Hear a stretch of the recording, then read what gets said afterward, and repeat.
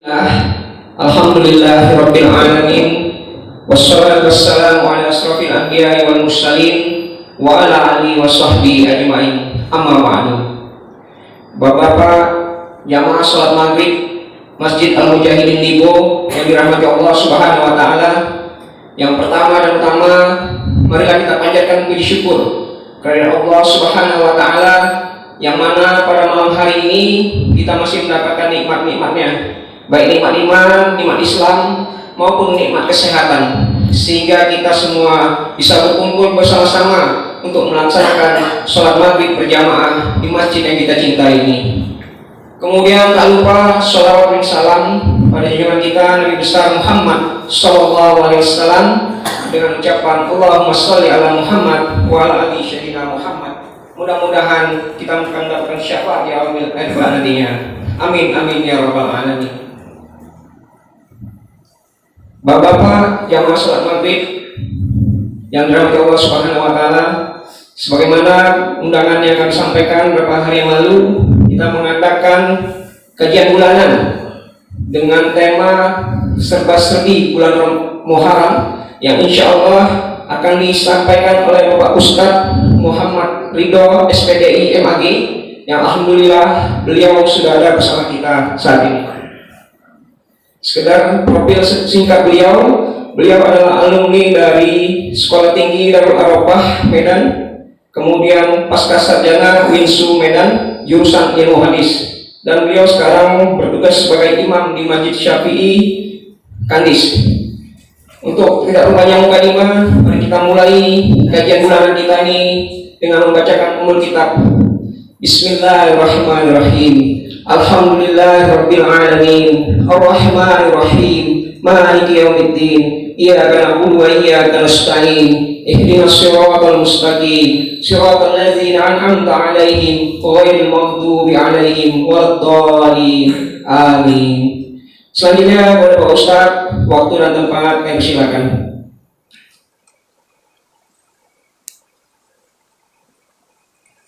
Bismillahirrahmanirrahim. Assalamualaikum warahmatullahi wabarakatuh.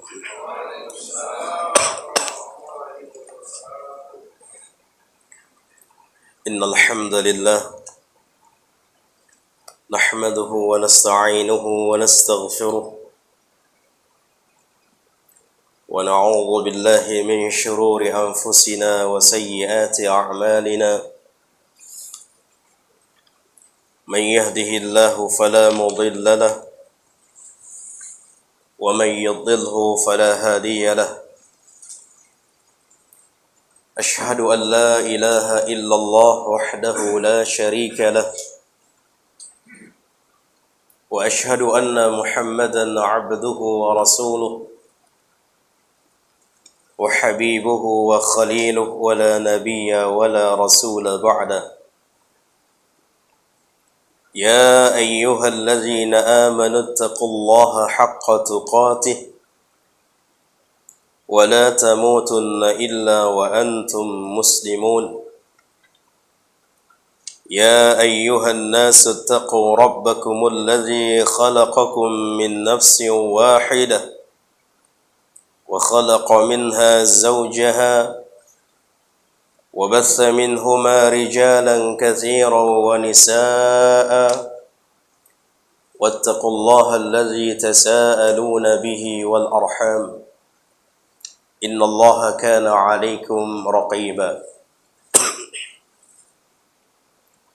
يا أيها الذين آمنوا اتقوا الله وقولوا قولا سديدا يصلح لكم أعمالكم ويغفر لكم ذنوبكم ومن يطع الله ورسوله فقد فاز فوزا عظيما. أما بعد، معاشر المسلمين رحمني ورحمكم الله. Alhamdulillah, kita bersyukur kepada Allah Subhanahu wa taala yang telah memberikan kepada kita berbagai kenikmatan dan karunia yang begitu besar. Demikian juga kemudahan-kemudahan di dalam syariat ini. Sesungguhnya agama itu mudah. Itu kata Nabi SAW. Bahkan tatkala setiap utusan yang diutus oleh Nabi SAW untuk berdakwah, untuk mengajarkan agama ke berbagai penjuru, Nabi SAW berpesan kepada para da'i atau para utusan Nabi itu untuk berdakwah, wahai fulan, sesungguhnya agama ini mudah, maka jangan dipersulit. Karena tatkala kalau kita dalam melihat dari aktivitas-aktivitas atau ritual-ritual yang jika ritual tersebut jauh dari agama, maka sesungguhnya itu adalah sulit.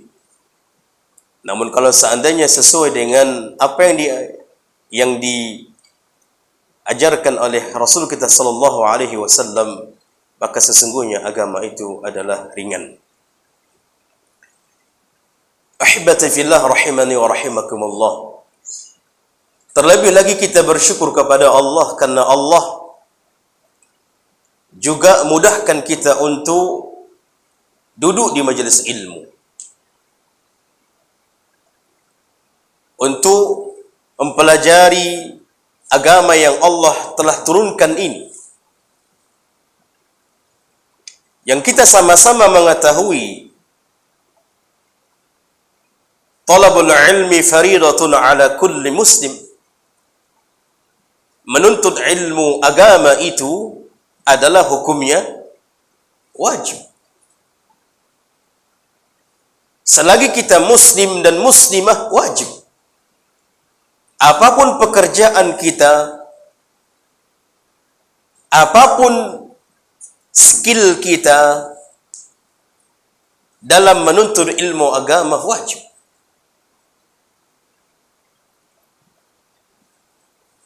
Nanti orang-orang yang tidak peduli dengan belajar agama, nanti di hari kiamat akan ditanya tentang agama ini. Belajar ilmu agama ada namanya fardu ain, ada namanya fardu kifayah. Berarti mendahulukan fardu ain daripada fardu kifayah. Pertanyaan di alam barzakh, alam kubur, ada berapa pertanyaan, Pak? Ada berapa pertanyaan di alam barzakh, dalam kubur? Berapa? 3. Bukan berarti pengalaman, Pak, ya.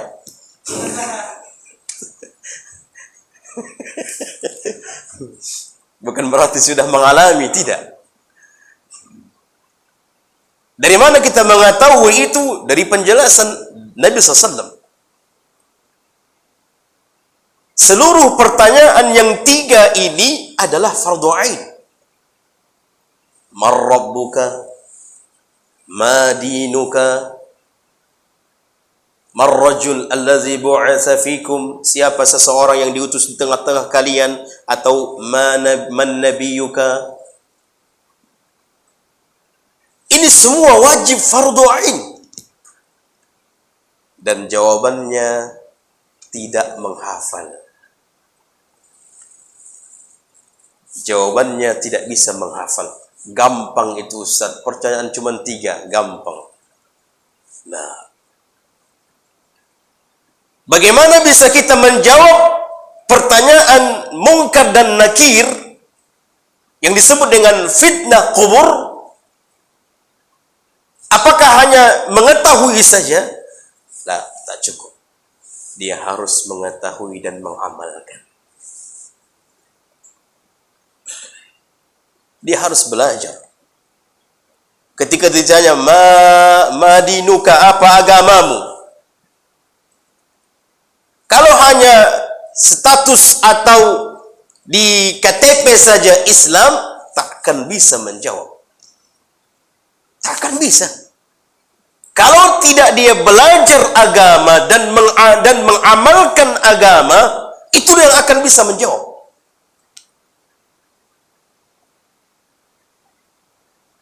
Maka itu fardu ain.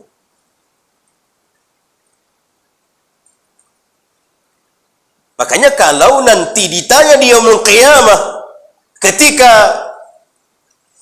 mungkin kita sibuk di dunia sehingga kita tidak sempat untuk belajar, mungkinkah alasan itu kita sampaikan di hadapan Allah? Ya Allah, aku sibuk. Tidak bisa. Maka hibati fillah, wajib kita belajar.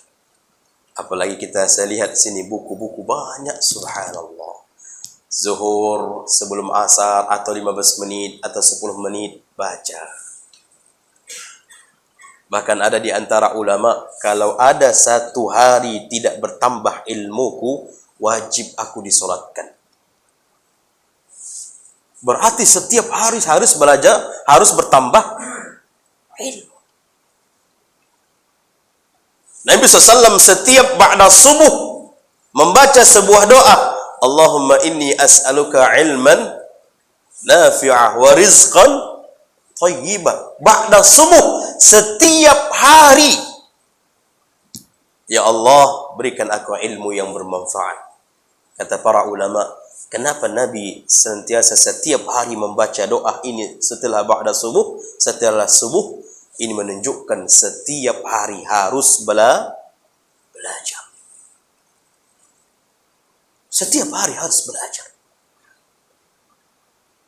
Luangkan waktu 10 menit, 1 jam untuk membaca, untuk berdiskusi. Apalagi saat ini di mana-mana kita punya adik. Lagi sedang kerjaan, lagi tidak santai, tengok. Sehingga tidak ada lagi hujjah nanti di hari kiamat. Ya Allah, sangat sulit untuk belajar. Ahibati fillah, tentunya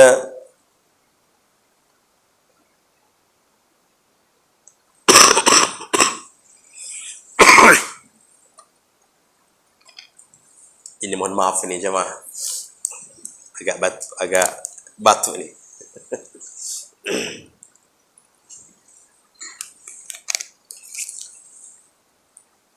Bismillah.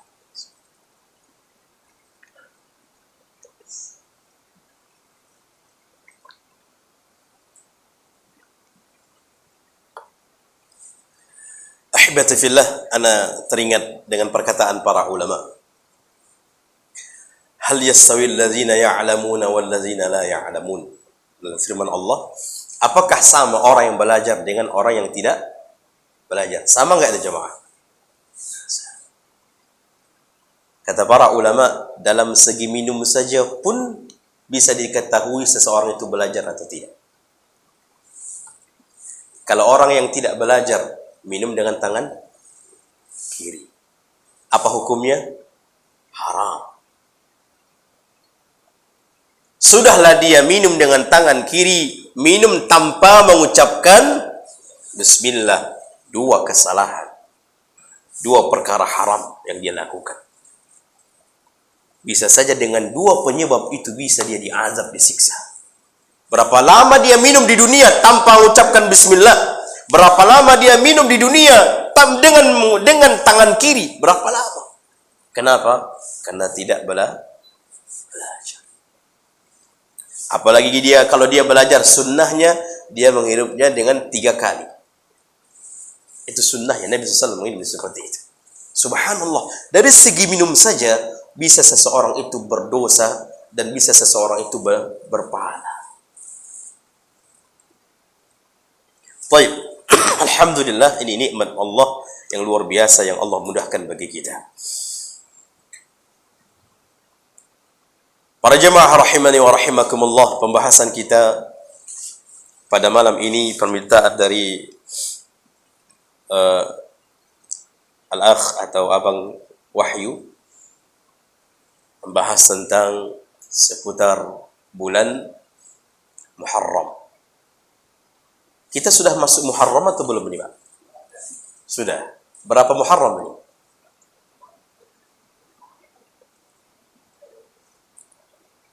Khilaf ya? 3. Berapa bulan Muharram ini, Pak? 3 atau 4? 3. Baik. Nah, 3 ya, 3 Muharram. Sepakat berarti? Malam 4 ya? Udah masuk malam berarti? Nah, maghrib perputarannya. Berarti 4 Muharram. 14:40. Nah, ikuti juga, Pak ya. Jangan lagi 44, Pak ya.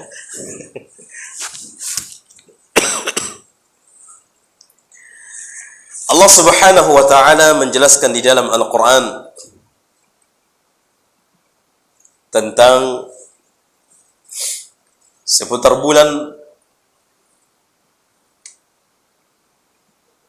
Allah katakan dalam surah At-Taubah ayat 36.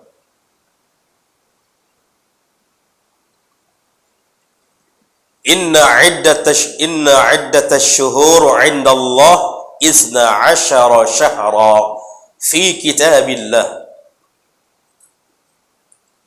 Sesungguhnya bilangan bulan di sisi Allah ada 12 bulan. Yang 12 bulan itu fi kitabillah sudah tertulis di Lauhul Mahfuz. Kapan itu tertulis di Lauhul Mahfuz? Yauma khalaqas samawati wal ardh. Pada waktu di mana hari penciptaan langit dan bumi. Pada waktu di mana hari penciptaan langit dan bumi, disitulah dituliskan di Lauhul Mahfuz 12 bulan.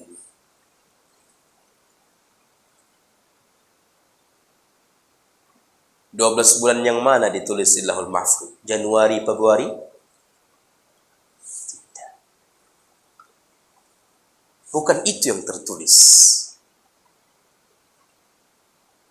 Dari mana kita tahu bahwasanya yang bukan tertulis itu Januari, Februari, Maret? Bukan itu yang tertulis. Disebutkan di dalam hadis. Kata Nabi SAW, as-sanatu 12 syahra. Dalam satu bulan, dalam satu tahun itu ada 12 bulan. Minha 4 hurum. Di antaranya adalah bulan haram. 4 bulan haram. Demikian juga di dalam ayat surah At-Taubah tadi disebutkan juga minha 4 hurum. Di antara 12 bulan itu juga ada yang disebut dengan 4 bulan haram.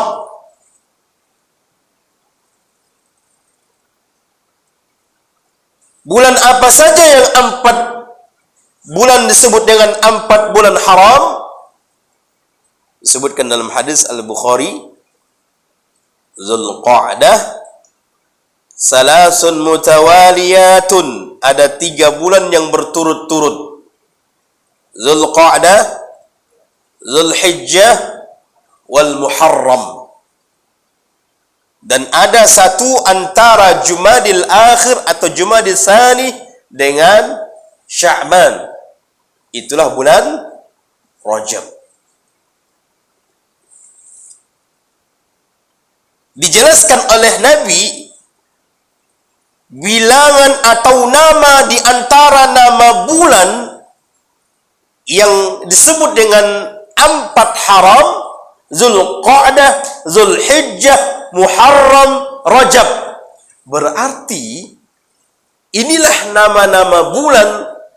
Kalau diikutkan yang 12 bulan itu, inilah yang tertulis di Lauhul Mahfuz.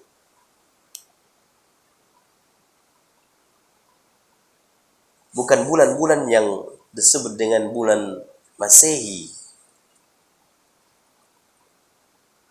Tapi bulan-bulan ini disebut dengan bulan Hijriyah. Bulan yang pertama Muharram, bulan yang ke-12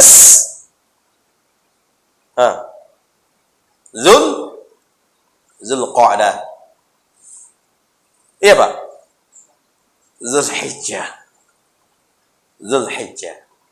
Ustaz, ana yang tahu 1 sama 12, 8 tak tahu lagi tu.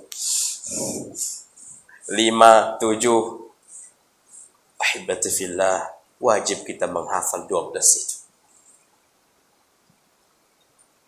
Jangan pula lebih lancar kita Januari sampai Desember daripada Muharram sampai Zulhijjah. Jangan sampai. Menghafal Januari sampai Desember dapat pahala atau tidak? Dapat pahala atau tidak? Tanggung jawab, Pak, ya, kalau yang tidak.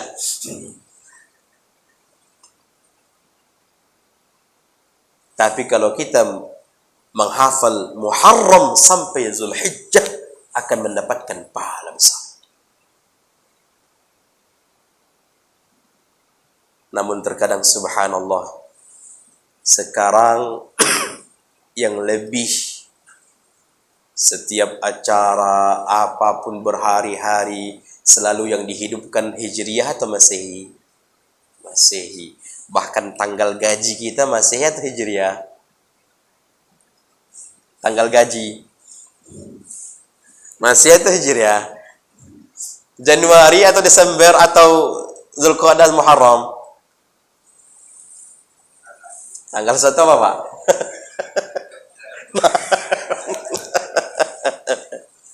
Satu Muharram atau 1 Januari? Nah, itu dia. Sehingga inilah membuat umat Islam melupakan bulannya. Inilah membuat umat Islam melupakan tanggalnya. Makanya kalau bisa, yang membuat flyer-flyer itu juga harus beriringan dengan, di samping dari tanggal Hijriyahnya, kita juga buat tanggal juga di samping di tanggal Masehinya, kita juga buat tanggal Hijriyahnya. Itu lebih menghidupkan kembali. Tidak salah, silakan.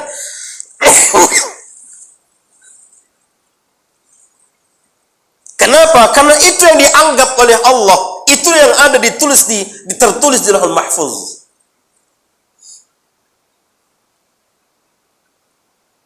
Bahkan kalau saat ini kalau kita tanya anak-anak SD, SMP, SMA, berapa persen yang mereka hafal Muharram Zulhijjah itu?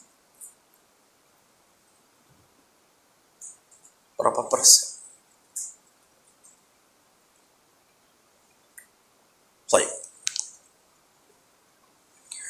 Minha arba'atu hurum, di antara 12 bulan itu ada disebut dengan bulan haram, bulan yang mulia.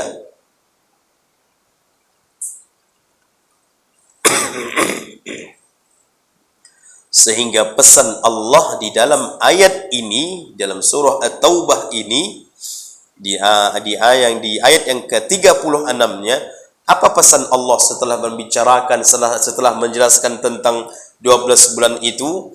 Apa pesan Allah? Fala tazlimu fihinna anfusakum. Jangan kalian menzalimi diri kalian, atau jangan kalian berbuat zalim fihinna, di 4 bulan haram itu. Fala tazlimu fihinna anfusakum. Jangan kalian zalimi diri kalian. Jangan kalian berbuat zalim kepada orang lain, atau jangan kalian berbuat zalim di 4 bulan itu. Kenapa? Karena 4 bulan itu adalah bulan yang mulia. Dahulu orang-orang Quraisy, orang kafir, menghormati 4 bulan ini. Sehingga di antara ulama menjelaskan di 4 bulan ini mereka tiada berperang. Tidak ada berperang untuk menghormati.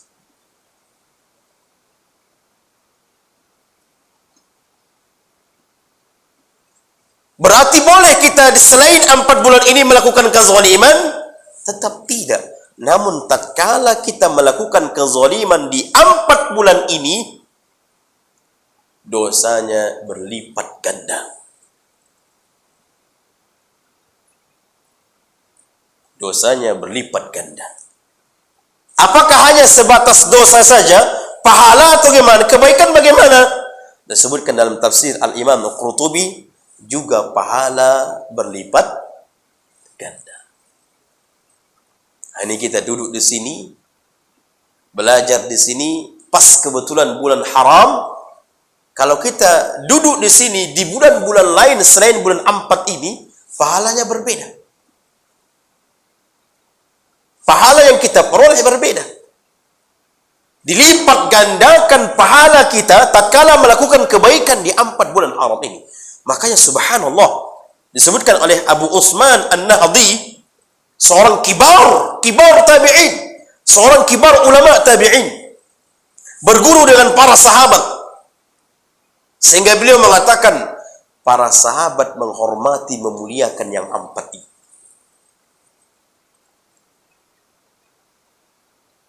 Zulqa'dah, Zulhijjah, Muharram, Rajab. Terlebih Muharram, di antara ucapan Al-Imam Ibn Rajab Al-Hambali, dari 4 yang bulan haram ini, di antara yang paling mulia adalah bulan Muharram. Ini dikatakan oleh Al-Imam Ibn Rajab Al-Hambali. Kenapa? Karena bulan Muharram ini Rasulullah mengatakan syahrullah, bulan Allah. Dinisbatkan bulan tersebut dengan Allah, syahrullah, bulan Allah. Itu saking mulianya itu. Kita di sini dalam apa disebut ini? Baitullah, rumah Allah. Allah jemaah, ada pernah subhanallah bertanya kepada kami, Ustaz, katanya masjid itu Baitullah, mana Allah ada di situ? Dia menganggap itu rumah siapa? Rumah si fulan, berarti si fulan itu tinggal di situ, ada di situ. Jadi menganggap Baitullah itu rumah Allah, berarti ada Allah tinggal di dalam masjid itu. Subhanallah. Kalau begitu berapa masjid itu di dunia ini? Berapa masjid? Di Kandis saja berapa masjid sudah? Berarti banyak Allah. Jadi yang dimaksud dengan Baitullah adalah rumah kita di sana meminta kepada Allah, menyembah Allah, beribadah kepada Allah, makanya disebut dengan Baitullah. Dan yang sedunia, di dunia yang paling tempat yang paling mulia di dunia adalah Masjid Baitullah. Kenapa? Karena makanya di situ disebutkan, menisbatkan bait itu, masjid itu, rumah itu kepada Allah, Baitullah. Sehingga dia kata Nabi SAW, yang paling tempat yang paling mulia di dunia adalah Baitullah, masjid. Dan tempat yang paling terburuk adalah pasar.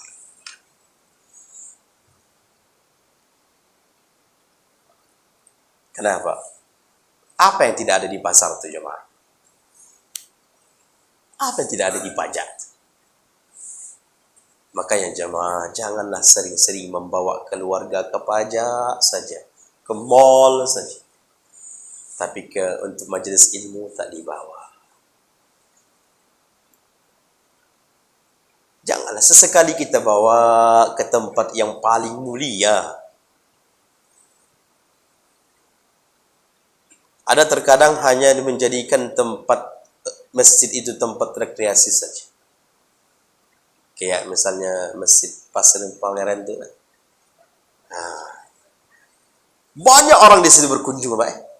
Banyak di situ orang rekreasi, ya. Hanya foto-foto saja. Salat pun tidak. Ya Allah. Sudah azan zuhur, masih izin. Habis itu pulang. Ya Rabbi. Ampun tuh udah sampai kata. Dapat foto, Pak ya. Sampai dipaksa suaminya, dipaksa singgah sebentar. Kita mau cepat, singgah sebentar, ambil foto saja. Ditambah lagi makan-makan apa? Azan zuhur, azan asar masih santai. Subhanallah. Tapi dibuka tab apanya WA-nya, background-nya Masjid Pasar Pangeran itu. Oh, ada apa dia? Jadi, kenapa itu mulia? Karena dinisbatkan kepada Allah. Maka demikian juga bulan Muharram. Dikatakan oleh para ulama, kenapa mulia? Karena Allah mengatakan, Nabi mengatakan, Syahrullah, bulan Allah. Makanya karena ini mulia, Allah berpesan, "Fala tazlimu fihinna anfusakum." Jangan kalian berbuat zalim di situ.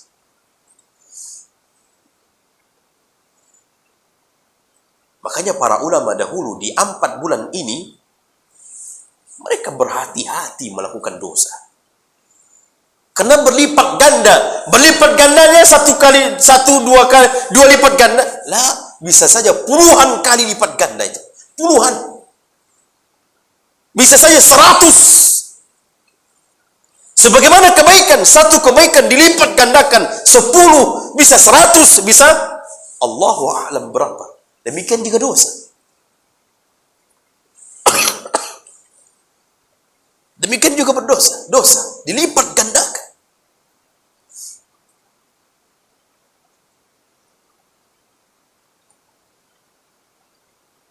Makanya mereka para ulama dahulu berhati-hati di 4 bulan ini.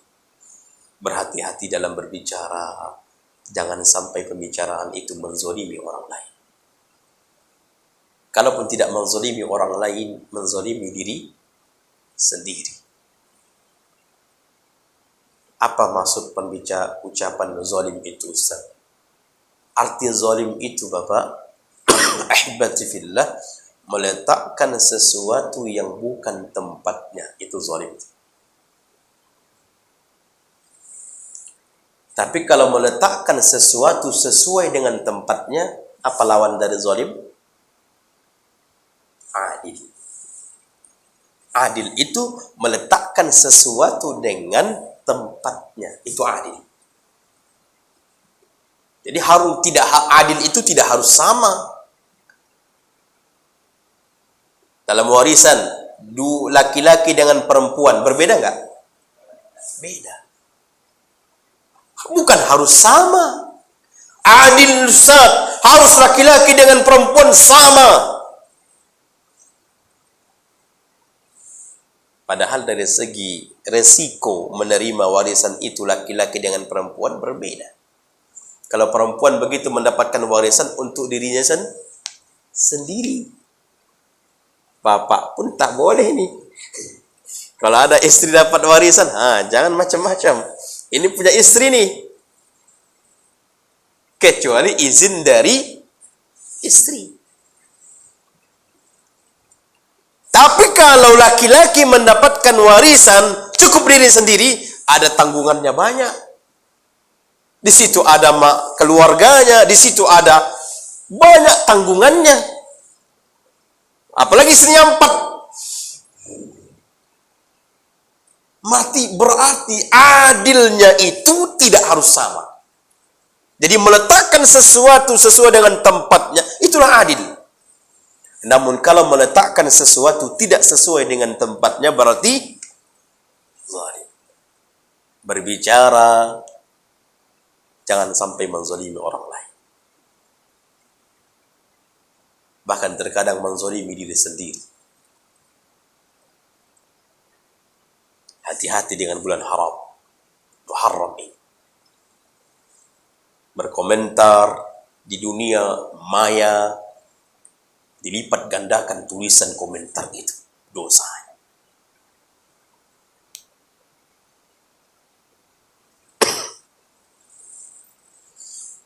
Makanya Allah mengatakan mewaspadai perbuatan zalim ini.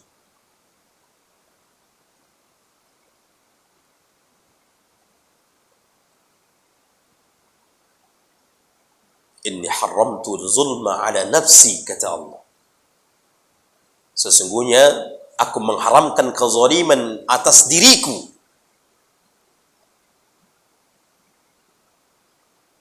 Dan aku juga mengharamkan kezaliman itu di antara kalian. Fala tazalamu, maka jangan kalian berbuat zalim, kata Allah. Aku mengharamkan kezaliman atas diriku. Allah itu tidak zalim.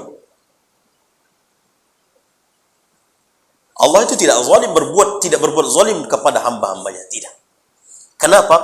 Karena Allah sudah mengharamkan kezaliman pada dirinya.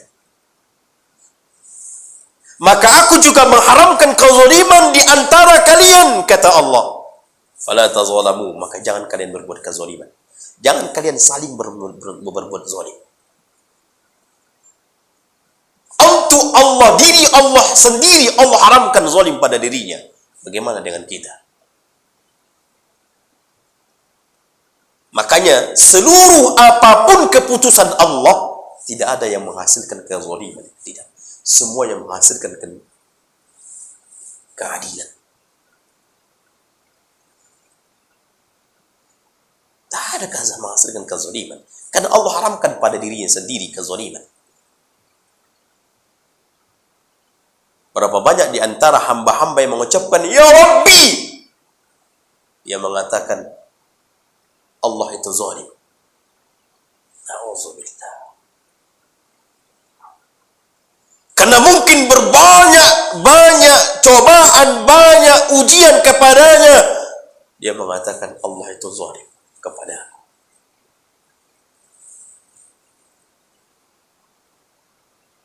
Makanya kalau kita tidak bisa membaca tentang Allah, kita pasti berburuk sangka kepada Allah. Itu pasti.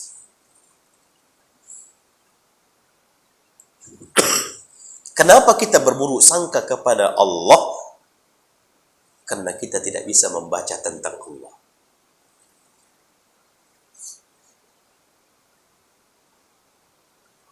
Dan orang yang berburuk sangka kepada Allah tidak lain adalah sifatnya orang kafir, orang munafik.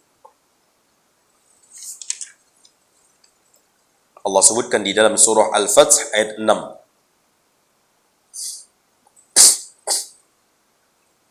وَيُعَذِّبَ الْمُنَافِقِينَ وَالْمُنَافِقَاتِ وَالْمُشْرِكِينَ وَالْمُشْرِكَاتِ الظَّانِّينَ بِاللَّهِ الظَّنَّ السَّوْءِ. Diazab orang-orang munafik itu, orang-orang munafik laki-laki dan munafik perempuan, orang-orang musyrik laki-laki dan musyrik perempuan. Kenapa? Az-zannina billahi zanna sau', yang mereka buruk sangka kepada Tuhan Allah.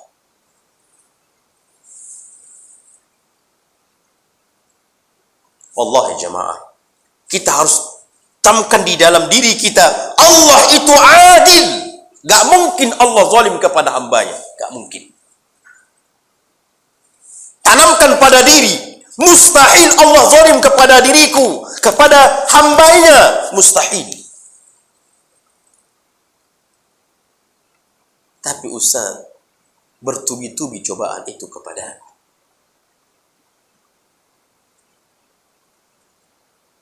Ingat firman Allah di dalam surah Al-Fajr, فَأَمَّا الْإِنسَانُ إِذَا مَا ابْتَلَاهُ رَبُّهُ فَأَكْرَمَهُ وَنَعَّمَهُ فَيَقُولُ رَبِّي أَكْرَمَنِ. Yang kedua baru, ketika Allah berikan kenikmatan, Ketika Allah berikan kemudahan, kekayaan, dia mengatakan Allah sayang kepada aku. Wa amma idza mabtalah faqadara alaihi rizq fayaqulu rabbi ahanan. Namun tatkala diuji, dicoba, jabatan hilang, pekerjaan hilang, rizki usaha hilang, sempit rizki, apa katanya? Fayaqulu rabbi ahanan. Allah menghinakanku, Allah membenciku, Allah menzalimiku. Allah katakan kalla, bukan itu cara pandang kita sebagai hamba. Ketika seseorang itu luar biasa, semuanya ada, lalu kita mandang dia orang yang dimuliakan Allah, orang yang dikasihi Allah, orang yang disayangi oleh Allah. Tidak.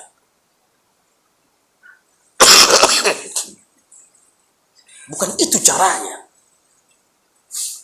Bukankah kata Nabi SAW,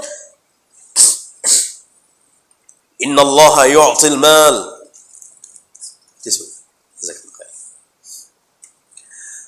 Inna Allah yu'til mal liman yuhibbu wa liman la yuhibbu. Dunia ini jemaah, Masya Allah, tisunya besar. Ini ser, apa ini?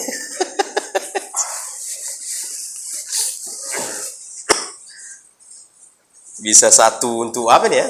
Berapa jam ya? Azan.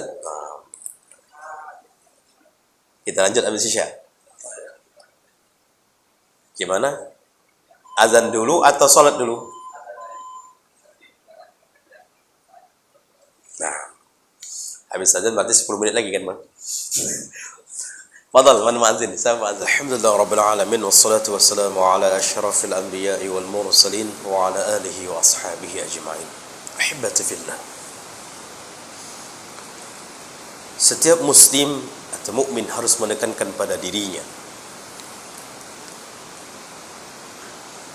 menanamkan pada dirinya,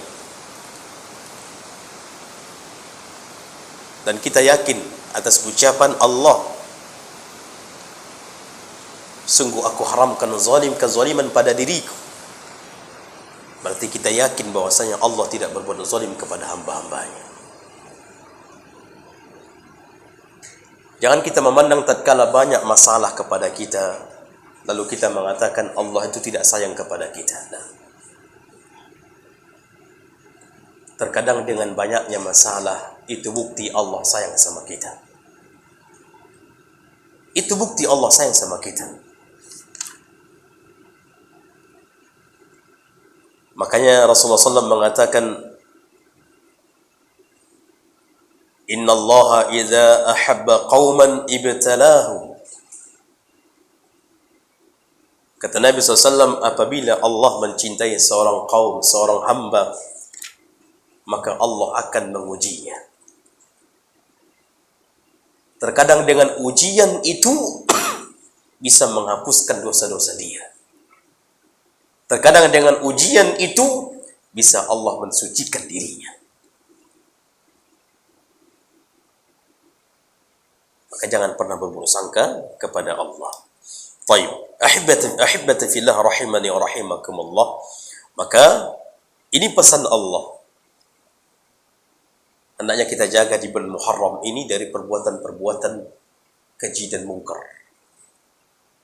Perbuatan-perbuatan, apalagi itu mengandung kezaliman, baik itu kepada diri sendiri, terlebih kepada manusia kaum muslimin, hatta kepada Allah. Melakukan kezaliman pada diri sendiri. Kezaliman itu bisa kezaliman pada diri, kemudian kepada orang lain, dan bahkan kepada makhluk hewan. Itu bisa terjadi kezaliman. hatta kepada Allah. Bahkan bisa saja seorang hamba itu melakukan kezaliman kepada Allah. Kapan hamba itu termasuk melakukan kezaliman kepada Allah? Tatkala dia melakukan kesyirikan. Berarti dia menzalimi, melakukan kezaliman kepada Allah. Kenapa? Karena hak Allah dia berikan kepada makhluk. Harusnya hak Allah itu tempat meminta dan berdoa, namun dia meminta kepada selain Allah. Berarti dia hamba yang zalim. Harusnya dia sujud dan rukuk kepada Allah, dan itu hak Allah, namun dia diberikan kepada makhluk. Berarti dia melakukan kezaliman kepada Allah. Na'udzubillah. Makanya Allah mengatakan, inna syirka la zulmun azim. Sesungguhnya kesyirikan itu kezaliman dahsyat besar. Pantas Allah haramkan syurga bagi dia. Allah mengatakan, wa may yusyrik billah faqad harramallahu alaihi jannah. Siapa yang melakukan kesyirikan kepada Allah, Allah haramkan syurga sama dia. Hati-hati jemaah. Jangan pernah melakukan kezaliman kepada Allah. Artinya melakukan kesyirikan kepada Allah. Berarti kita hamba yang zalim kepada Allah. Pantas dia dimasukkan ke neraka. Kezaliman pada diri sendiri, melakukan maksiat dan dosa, itu zalim pada diri sendiri. Tidak peduli dengan kewajiban-kewajiban. Salat dia tidak peduli. Dia enggak peduli salat. Wallahi jemaah, ana heran melihat orang yang tidak salat. Heran sekali. Ingin hidup bahagia, ingin dia ingin dia diperhatikan oleh Allah, ingin dia diingat oleh Allah, namun tidak salat. Bagaimana caranya?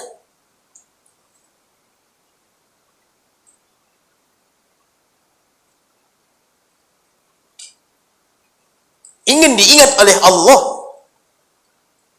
namun dia tidak salat.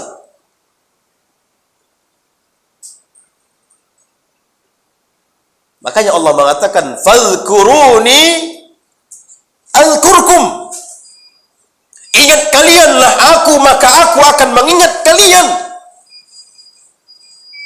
Berarti syarat untuk Allah mengingat kita, ingat dulu Allah. Dan salat itu diantara mengingat Allah. Allah jemaah, tatkala Allah mengingat kita, subhanallah, apapun masalah yang kita hadapi, Allah berikan solusi, Allah berikan pertolongan. Kenapa? Allah ingat kepada kita.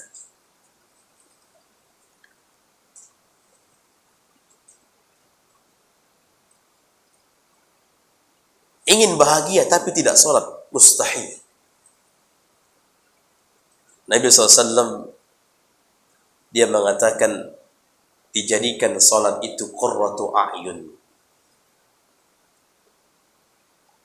Dijadikan salat itu qurratu a'yun. Bahkan Nabi SAW, Aisyah mengatakan, tatkala Nabi itu mendapatkan masalah, Ustaz, Nabi punya masalah. Ahibati fillah, semakin soleh seseorang, semakin berat masalah. Yang paling dahsyat masalah para nabi. Asyaddul bala al-anbiya. Cobaan masalah yang paling besar diberikan kepada para nabi. Kemudian level-level imannya semakin tinggi, hati-hati, semakin banyak masalah.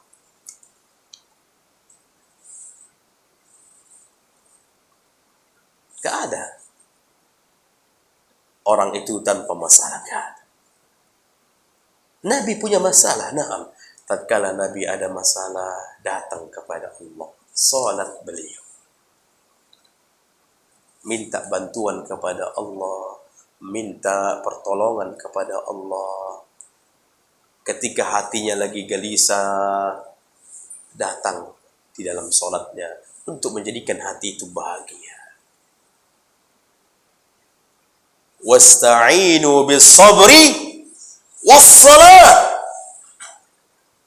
Carilah pertolongan itu dengan sabar dan salat, di dalam salat.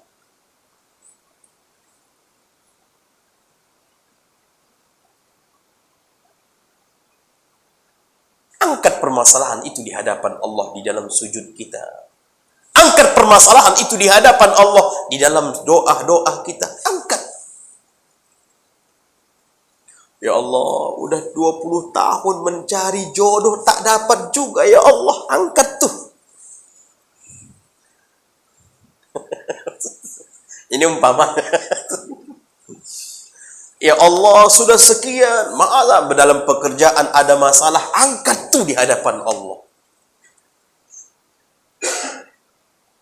Zaman sekarang tak dapat jodoh, dukun bertindak. Akhirnya datang ke dukun yang cabul. Na'udzubillah. Usaha juga tak juga apa datang kepada Allah. Ada masalah istri, ada masalah keluarga, ada masalah pekerjaan, apa semuanya, hadapkan di hadapan Allah. Ini yang Allah inginkan seorang hamba. Tak kala ada masalah, hamba itu datang kepada Allah, meminta solusi dari masalah itu, minta pertolongan. Ini hamba jemaah.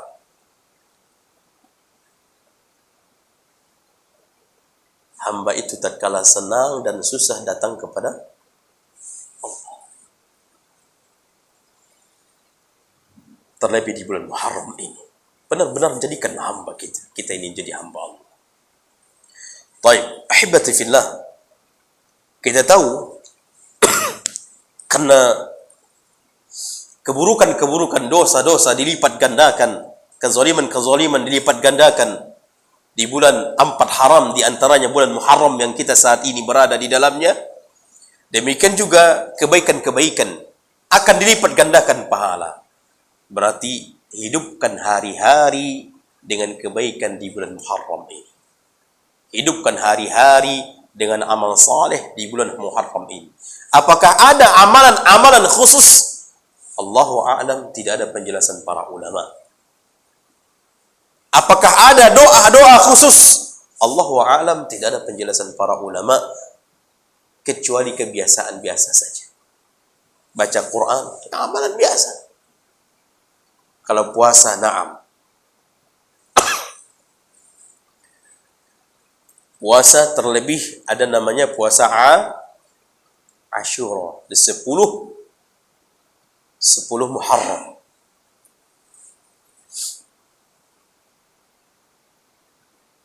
Puasa di bulan haram, di bulan Muharram ini, puasa yang terbaik itu adalah 9-10. Derajat yang terbaik di dalam puasa ini tanggal 9 dan 10. Kenapa? Kenapa diikutkan di tanggal 9-nya? Karena ketika Nabi SAW hijrah ke Madinah, kemudian Nabi mendapatkan orang-orang Yahudi berpuasa. Ketika ditanya, ini hari apa? Kenapa kalian puasa? Mereka mengatakan, karena hari ini peristiwa Nabi Musa diselamatkan dari kejaran Fir'aun. Kata Nabi SAW, berarti kami lebih berhak untuk puasa. Sebenarnya Nabi itu puasa Ashura, di Makkah sudah puasa Nabi. Orang Quraisy itu puasa jemaah. Di 10 Muharram orang Quraisy itu puasa. Orang Yahudi puasa. Nabi juga di waktu-waktu di Makkah, Nabi itu berpuasa di 10 Muharram. Namun Nabi tidak perintahkan para sahabat untuk puasa. Makanya tatkala Nabi datang ke Madinah melihat orang-orang Yahudi itu berpuasa di 10 Muharram, maka Nabi SAW, berarti kita lebih berhak untuk berpuasa di hari itu, di hari ini, di hari 10 Muharram itu. Maka Nabi mewajibkan seluruh para sahabat untuk puasa. Makanya terjadi khilaf persisihan para ulama. Puasa sebelum diwajibkan bulan Ramadan adalah puasa Muharram. Wajib di waktu itu puasa 10 Muharram, namun tatkala turunnya ayat mewajibkan puasa Ramadan, sehingga puasa 10 Muharram menjadi sunnah. Sebelum turun ayat perintah untuk puasa Ramadan, 10 Muharram itu wajib di kalangan Nabi dan para sahabat. Bahkan anak-anak pun mereka perintahkan. 10 Muharram itu. Kemudian datanglah di antara sahabat, ya Rasulullah, di 10 Muharram ini orang-orang Yahudi mengagungkan hari ini. Maka untuk menyelisihi mereka, kata Nabi SAW, tahun depan kalau saya mendapatkan 10 di bulan Muharram, kita akan puasa 9 Muharram. Kata para ulama, ada penjelasan para ulama, Nabi mengatakan kalau mendapatkan masih hidup, mendapatkan Muharram, akan puasa di 9 Muharram, belum tentu menghapuskan 10 Muharramnya. Belum tentu menghapuskan 10 Muharram itu, belum tentu. Bisa saja untuk menyelisihi orang Yahudi, Nabi puasa dua hari, 9 dan 10. Makanya kata para ulama, di hari itu puasa lebih afdal adalah 9 dan 10 Muharram. Jelas ini jemaah? 9 kita mulai. Bagaimana dengan 10, 11? Yang kalau tujuannya untuk menyelisihi orang-orang Yahudi, nah, sebagian ulama membolehkan. Dan bagaimana dengan 9, 10, 11? Sebenarnya satu hari 9 itu sudah cukup menyelisihi orang Yahudi. Maka tidak perlu lagi 11-nya. Tidak perlu lagi 11-nya. 9, 10, 11. Makanya sebagian ulama mendhaifkan pendapat ini. Akan tetapi boleh atau tidak? Boleh. Karena bulan Muharram itu seluruhnya hari-hari boleh berpuasa. Boleh berpuasa. Dari 1 Muharram sudah boleh berpuasa. Mau sampai 10 silakan. Mau sampai 20 silakan. 20 hari Muharram. Sampai 1 bulan pun boleh. Sebagian ulama membolehkan. Sampai 1 bulan Muharram itu boleh. Bahkan di kalangan para ulama atau di kalangan para sahabat, mereka menyisakan beberapa hari agar supaya berbeda dengan bulan Ramadan. Namun kalau seandainya, karena Nabi SAW tidak pernah dalam 1 bulan itu puasa full, kecuali hanya bulan Ramadan. Maka itu pegangan mereka. Sebenarnya mereka ingin puasa 1 bulan itu Muharram, namun supaya untuk membedakan dengan bulan Ramadan, mereka menyisihkan waktu tidak puasa. Sayang mereka sebenarnya untuk meninggalkan 2 hari, 3 hari dari bulan Muharram itu. Kalau kita, kebalikannya ya. Kenapa? Karena mereka benar-benar sekali mengetahui apa faedah keutamaan itu. Kalau kita puasa di 10 Muharram, apa kata Nabi SAW balasannya?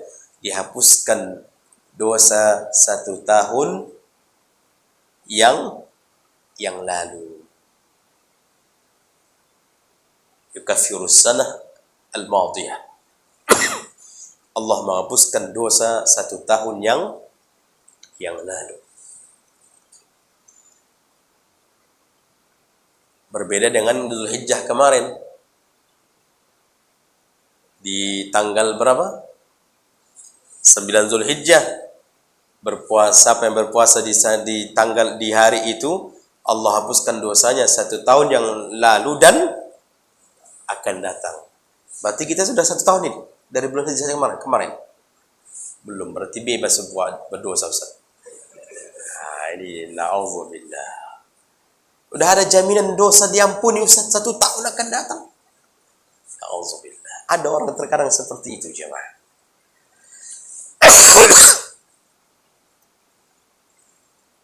Lihat para sahabat.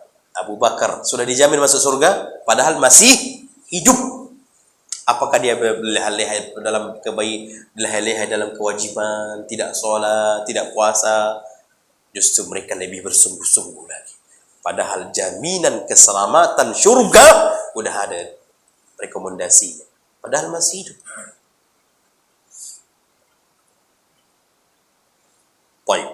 Jadi ahibati fillah rahimani wa rahimakumullah. Jadi puasa Asyura atau puasa 10 Muharram, bagi berbicara tentang puasa, lebih afdolnya mengambil 9 dan 10. Itu lebih afdol. Kalau berbicara tentang 9, 10, 11 atau 1 sampai 10 atau itu semuanya dibolehkan. Itu semuanya dibolehkan. Bahkan sampai 20 Muharram pun dibolehkan. Sampai 25 Muharram pun dibolehkan. Karena termasuk di dalam dibolehkannya kita berpuasa di bulan ini.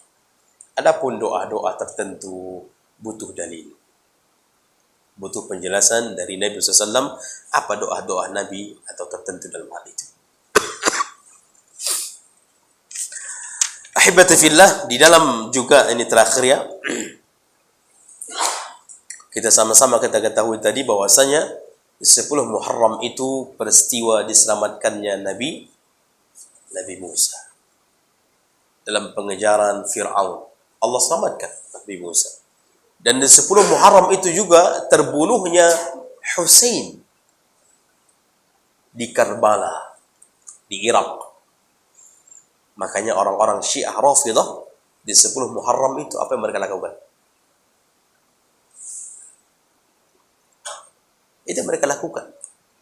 Mereka menyiksa diri mereka, menunjukkan kesetiaan kepada Husain. Ini kesesatan. Ini tidak boleh. Ini adalah sebuah hal yang menyimpang. Yang menyimpang. Yang ada kita di Muharram ini adalah berpuasa atau kebaikan atau amal soleh lainnya. Faham ini jemaah? Baik.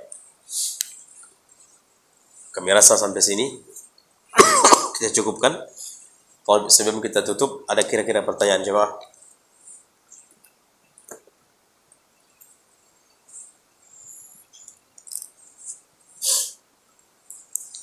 Baik, fadhal. Apakah Nabi selama bulan Muharram ini pernah melakukan full puasa ataupun sampai sana? Baik. Naam, penjelasan dari Aisyah radhiyallahu anha, Nabi SAW tidak pernah puasa full 1 bulan kecuali bulan Ramadan. Bulan Sya'ban juga beliau itu rajin puasa, banyak puasa, namun tidak full 1 bulan. Termasuk juga bulan Muharram Nabi itu banyak puasa, namun tidak full 1 bulan.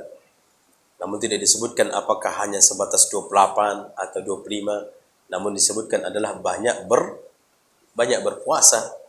Namun harus dibedakan dengan bulan Ramadan, berarti bisa saja mengambil 25 atau 23 atau lewat dari itu, jangan sampai 1 bulan full.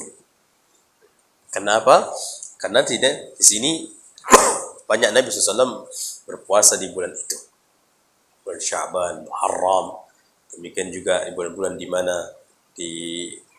Allah haramkan atau Allah muliakan bulan-bulan yang 4 ini.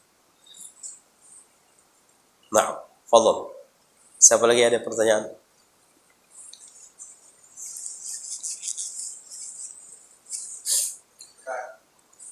Silakan Pak.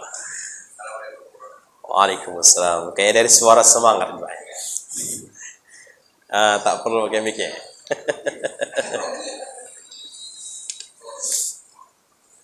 Pertanyaan kalau gitu Ustaz, biasanya di bulan Muharram ini kan banyak tradisi kita di Indonesia utamanya. Ada yang buang sial melarung di laut, tradisi lain-lain lah. Mungkin Ustaz sudah tahu. Jadi yang saya tanyakan, apa itu termasuk syirik? Oke, terima kasih Ustaz. Assalamualaikum warahmatullahi wabarakatuh. Waalaikumsalam warahmatullahi wabarakatuh. Nah, mumtaz. Makanya jemaah rahiman wa rahimakumullah, banyak di bulan Muharram ini terjadi kesyirikan. Banyak sekali. Allah jemaah, terkadang kita melihat kondisi seperti itu kaum muslimin. Sedih kita. Membuat sajian-sajenan, membuat ritual-ritual ini untuk penjagaan pada laut, penjagaan pada rumah, penjagaan pada negara. Subhanallah. Siapa yang menjaga kita ini? Siapa yang menjaga keluarga kita? Siapa yang menjaga harta kita? Tanamkan pada diri Allah. Siapa yang menjaga negara kita? Menjaga agama kita, bahkan iman kita. Tanamkan pada diri Allah.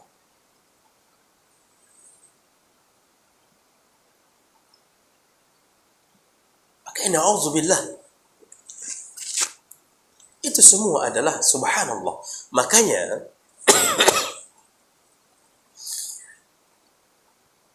kapan terjadi kesyirikan itu? Jika seseorang menyamakan Allah dengan makhluk. Syirik itu.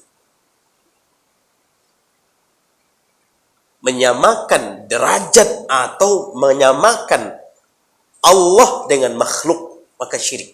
Itu sudah terjadi kesyirikan. Di dalam penjagaan, di dalam penciptaan, di dalam rizki, pemberi rizki, di dalam memberikan ketenangan, kenyamanan. Kalau disamakannya dengan Allah, syirik itu.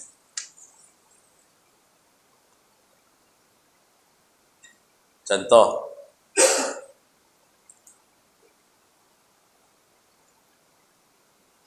seseorang pernah memakai gelang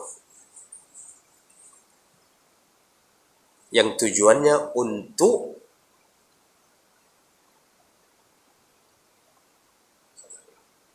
pagar dari penyakit-penyakit, dari macam-macam lah. Apa Pak? Pagasik. Oh itu namanya. Pagasik ya.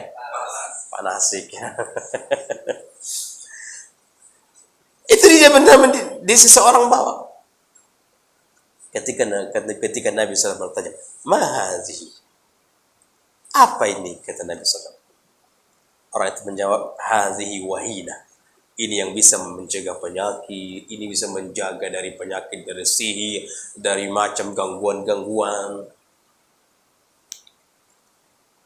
Apa kata Nabi SAW? "Inza'ha fa innaha la taziduka illa wahnan." Buka itu. Karena engkau mendapatkan itu, tidak ada yang engkau dah tambah atau mendapatkan ketika engkau memakainya, tidak ada yang engkau dapatkan kecuali kehinaan, kehancuran, kebinasaan. Bukan.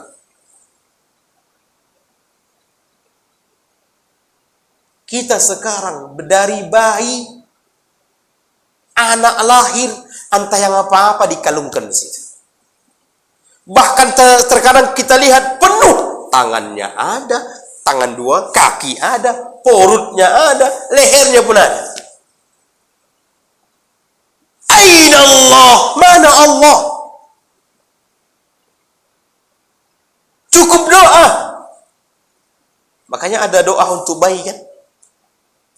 U'izuka bikalimatillahi tammat min kulli syaitanin wa hammah wa min kulli ainin lamma. Lengkap semuanya Ya Allah, aku memintakan perlindungan kepadamu dan kepada anak ini dari gangguan syaitan, apapun bentuk gangguan jin syaitan, dan dari penyakit ain. Penyakit ain itu bisa terjadi memuji tanpa mengucapkan zikrullah. Cantik kali anak ini ya. Awas, ada penyakit ain di situ. Kecuali Masya Allah. Nampak mobil mewah, cantik kali mobil itu ya. Awas. Bisa penyakit ain, bisa rusak mobil itu, bahkan bisa kecelakaan. Maka berlindung sama Allah dari itu. Juga penyakit ain ada mata-mata kebencian. Tak suka seseorang melihat anak kita itu cantik, mungkin ada keistimewaannya, jengkel orang dengan matanya, benci. Nah, itu bisa penyakit ain. Bisa sakit anak, bahkan bisa mati anak. Nabi mengajarkan doa. Wa'idzuka bi kalimatillahi tammat min kulli syaitanin wa hammah wa min kulli ainin lammah. Jangan lengket-lengketkan lagi itu. Yang di tangan, yang di leher, yang dia untung tak ada di kuping itu lagi. Subhanallah. Jadi kalau seandainya dia memakai sesuatu penjagaan, berarti dia sudah menyamakan dengan Allah. Tahu nggak Pak, pawang hujan? Tahu Pak? Itu jadi kesyirikan tuh.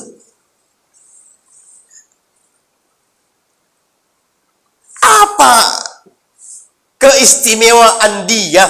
Apa kekuatan dia? Hanya bermodalkan cabai merah, garam, apa lagi Pak? Hah? Mangkok ya? Itu mangkok itu apa tuh Pak? Oh, tak ya. Pengalaman kayak ini.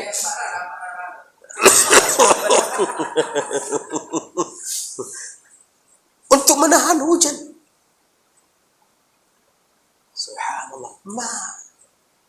Kalau kita menganggap dia mampu, padahal siapapun tidak bisa mengapakan hujan itu. Yang menghalang, yang memindahkan hujan, yang menghalangi turun hujan, itu hanya Allah yang bisa. Berarti minta hanya kepada Allah. Ya Allah, saya mau acara ya Allah. Dalam acara ini ya Allah banyak hutang di sini ya Allah. Nanti tak ada orang datang. Akhirnya tak balen kalau bahasa kami. Tahu tak balen Pak? Kalau bisa ada lebih kan gitu. Setelah acara habis utang ada lebihnya. Itu tenang tuh. Tapi kalau diperkirakan, subhanallah, tamu pun tak datang karena hujan lebat. Ya Allah, mainlah pawang tuh. Udah menggolap nih, nah dipanggil pawang. Hujan juga. Hebat pawang itu lah. Jangan panggil lagi tuh. Tapi qadarullah tak hujan, siapa yang dipuji? Oh, hebat kali pawang itu, Pak. Paten itu pawang itu. Ya, subhanallah. Berarti tidak hujannya dia meyakini karena pawang. Ini syirik besar. Wallahi kalau seperti ini keimanannya, kepercayaannya, belum bertaubat kepada Allah, mati di atas ini, konsekuensinya Allah haramkan syurga bagi dia. Allah tidak hapuskan dosa-dosanya. Allah kekalkan selama-lamanya di neraka. Dan Allah tidak terima amal solehnya. Wa in wala in asyrakta la yahbatanna amaluk. Kata Allah di dalam Al-Quran, peringatan kepada Muhammad. Wala in asyrakta, wahai Muhammad, kalau engkau melakukan kesyirikan, la yahbatanna amaluk, akan terhapus semua amalanmu, tidak diterima. Maka belajarlah menjadi hamba Allah. Semua apapun harus kepada Allah. Bahkan dahulu Pak, para sahabat Begitu berjalan, sandalnya putus. Sama siapa dia minta? Sama Allah. Ya Allah, berikan aku rezeki membeli sandal. Bisa saja dia minta sama Allah, pertolongan sama dari Allah. Bisa saja Allah gerakkan hati seseorang. Mana Pak sandalnya Pak? Ini putus. Oh ini nih, pakai sandal ini Pak. Bisa saja. Bisa saja Allah berikan rezeki untuk membeli sandal. Bisa saja. Allah jemaah, anak tutup dengan sebuah kisah luar biasa. Seseorang yang istrinya mau istrinya sakit. Istrinya sakit. Banyak kisah sebenarnya seperti ini. Anak angkat sebuah kisah, tidak ada sebuah keluarga yang tidak memiliki apa-apa. Makanan tak ada.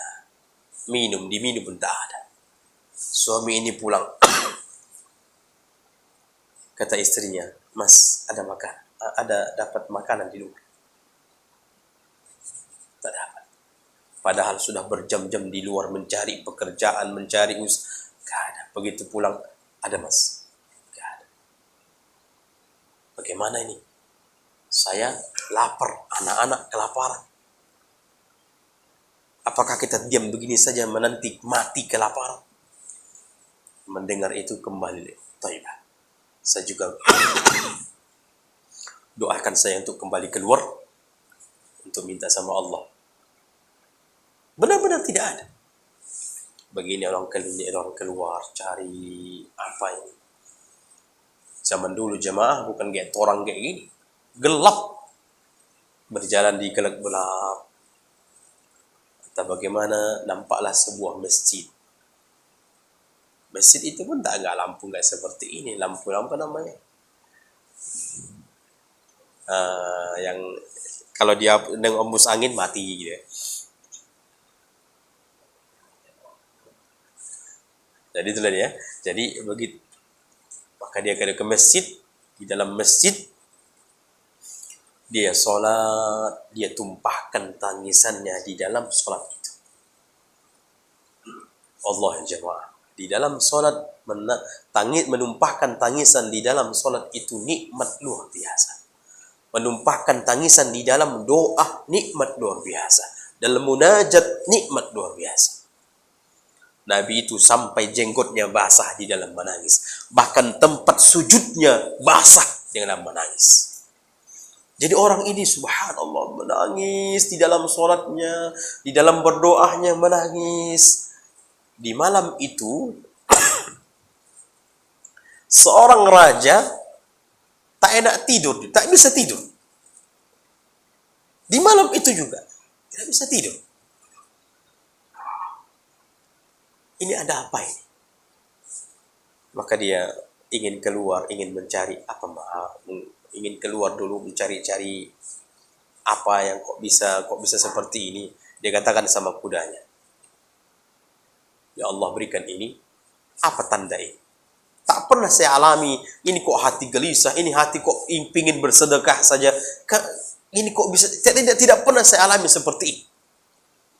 Ini jadi Allah ini berikanlah petunjuk kepada kuda ini kemana dia bawa saya. Akhirnya kuda itu membawanya ke masjid. Dia bertanya, ada apa ini? Kenapa di sini dibawa? Ini kan gelap, masjid gelap, nggak ada menunjukkan nggak ada orang. Cuma di situ ada rintihan suara, tangisan di dalam doa. Semakin raja itu mendekati suara itu, dia melihat ada kalimat-kalimat yang menunjukkan, ya Rabbi, kami belum makan, minta makan jemaah. Tidak ada mau makan, berhari-hari sudah nggak makan, nggak ada mau dimakan. Dengan tulusnya dia meminta kepada Allah menurunkan bantuan atau pertolongan. Apa kata raja? Berarti inilah jawabannya. Akhirnya dia berikanlah sekantong dinar atau dirham. Lihat orang soleh, luar biasa. Orang bertauhid itu luar biasa. Apa kata raja? Nanti kalau perlu datang lagi kepada saya.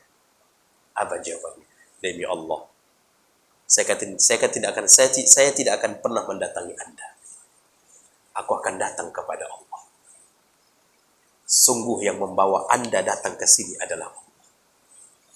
Gak perlu saya datang jauh-jauh mendatangi Anda. Aku datang kepada Allah, kembali meminta pertolongan kepada Allah. Luar biasa. Ahibati fillah, agungkan Allah di dalam hati.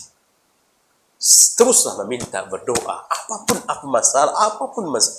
Jadikanlah kita ini adalah, kadang ada orang sakit jemaah, subhanallah. Kapan dia mengingat Allah?